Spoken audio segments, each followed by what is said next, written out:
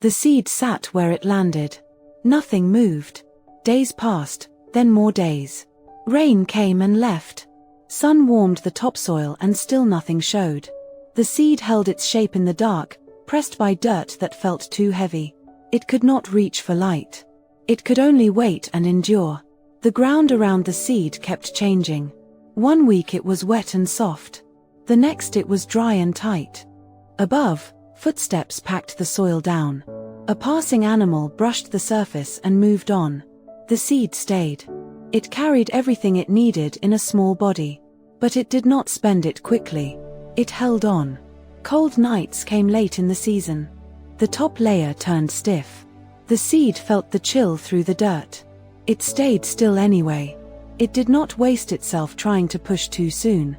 When rain returned, it did not arrive gently. It fell hard. Water rushed through tiny paths and left the soil uneven. The seed rolled a little deeper into a pocket of damp earth. That pocket felt safer. Time passed in quiet pieces. The seed did not know the sky. It only knew pressure and darkness. It only knew the slow change of the soil's weight. A small crack formed along its shell. Not from force. From readiness. And once that crack began, it did not stop. The first root did not race. It pressed forward like a careful decision. It searched for the kind of damp that lasts. The seed's small energy moved into that root, steady and controlled. Above, the surface kept tempting it. Warm days came. The soil near the top felt lighter. But it also felt risky. It dried too fast. It shifted too often. So the root went down. It met a stone and slid along it. It met hard clay and waited against it, then found a thin seam and pushed through. The root grew stronger by choosing the slow path. The seed's body began to empty. Not all at once. Bit by bit. A second root formed. Then a thicker base. The work was quiet. It looked like nothing from above. But underground, it was becoming real. A late frost returned and stiffened the topsoil again. The surface became harsh. Tiny shoots that rose too early nearby turned soft, then dark.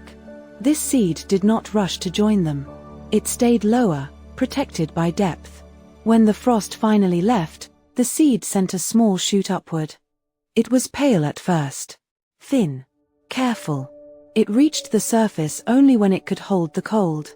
Spring opened fully. The shoot broke into open air. Wind touched it for the first time. Light hit it and it trembled, not from fear, but from newness. It did not grow tall overnight. It grew in small steps. A leaf opened. Then another. Each one took time. Each one cost something. Rain fell in softer patterns now. The roots were already there, deep enough to catch what lasted. When the ground dried between storms, the young plant stayed steady. It did not fold as fast as the others. One afternoon, heat pressed down hard. The surface cracked again. Nearby sprouts leaned and faded. The young plant held, not because it was stronger above, because it had done more below.